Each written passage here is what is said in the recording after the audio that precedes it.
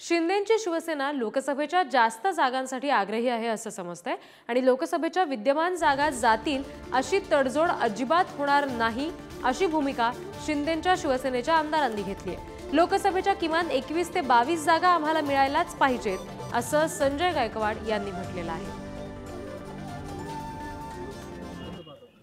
नाही, आता आम्ही दोघांवर सकाळपासून कार्यक्रमातच आहे।